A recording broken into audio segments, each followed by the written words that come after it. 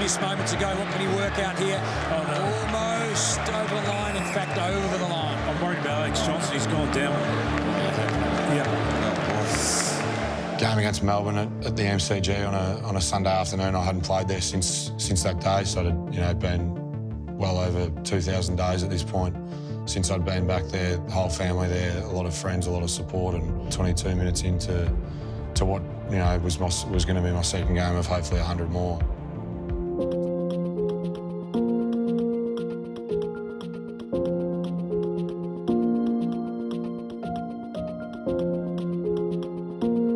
My first couple of years were a great success. It was sort of the dream start to a footy career, and then from there it took a pretty negative turn, I suppose. It became a 6-year journey of trying to get back to that level, multiple surgeries and lots of setbacks, and yeah, I think that 6-year journey was a serious struggle. At the time, you sort of go through it. I was quite young when I started going through all those setbacks. You're sort of 21, 22, and you think everything will be fine, but I ended up getting back and playing a couple of games, and I wouldn't take that away.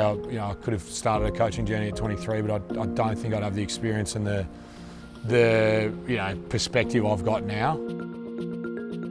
Something a bit different, I suppose, for the group. You can look at guys from the NFL or NBA or whatever, and a lot of people look to American sport, which I think is great. There's a lot of benefits there, but I just thought it just a bit of a open and honest session with the boys about my journey and what I went through. I thought there were good learnings in there, and to watch a video that's been done with Hamish McLaughlin, the series he did the last time I cried was a really good insight. Just instead of me just talking at them, it's a little bit different.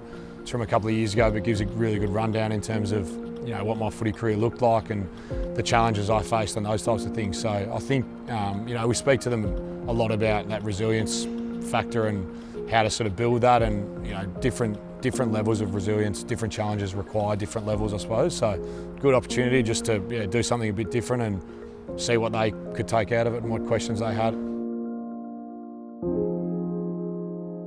The main question I get asked is, would you go through all the you went through again just for that one game? And the reality is, it was close to 6 years that I missed between 2012, the grand final, and then playing in August 2018, that game against Collingwood. And it worked out to be a game, and 20 minutes later, and that was the end of my career. But I could have easily started another life or whatever at 21 and given up after a couple of recos, 22, 23, finished there. But I just wanted to get back and play again, I suppose. So that's the biggest thing is for you guys, not to take for granted what you've got, and make the most of what you can get out of in terms of footy. There are things that during the week, that you might find mundane or whatever it is, but the ability to play footy on the weekends is huge. Did you have any knee problems growing up? No, nothing. No, I just had ankle issues, sort of, just a few tweaks here and there, particularly under 18s. I rolled it a few times, but no, never. That was the other thing. I'd never really had a long-term injury. It was a big thing. I'd missed 1 or 2 weeks here and there with different things growing up, but to do something as significant as that and face 12 months out straight away it's a hard thing to get your head around. And I did my first knee just shy of being 21, so quite young. Just sort of parked any emotional feelings to the side, and then it was more when I came out of the game that I realised the damage I'd done by not actually speaking about how I was feeling, and understanding that you can have days and you can have weeks where you don't feel yourself, but the best thing to do is actually speak about them.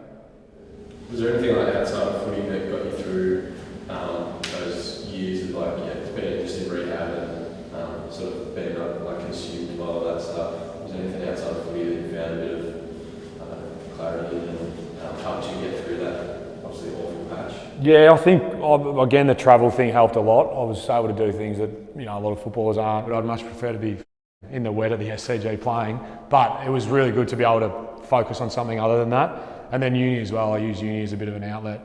As dry as a business course is, I managed to do that while I was out injured, just to use it as to channel your energy into something else. But I suppose as I got older, the focus was trying to help those younger guys come along as quick as they could, and that was the big thing is taking pride and being happy with those guys being able to force their way into the AFL side by things helping them along the way. Yeah, I just think in terms of the different challenges, you know, making the most of what you got. It's a bit of an issue everywhere, I think, in terms of clubs. Guys will come in and think, oh, I've got 4 or 5 years to develop, and the reality is you never know what's around the corner. So I think a big message from that was if I didn't utilise my first 2 years, then I might not have ever played really, if I didn't sort of take those opportunities when I had them. So I think that's the biggest thing, is don't take for granted what you've got. And there are a lot of resources here that everyone in the building is there to try and help them improve and get better. And I suppose as a kid, I made the most of that as much as I could in my first 6 to 12 months, and I sort of really implore them to do it.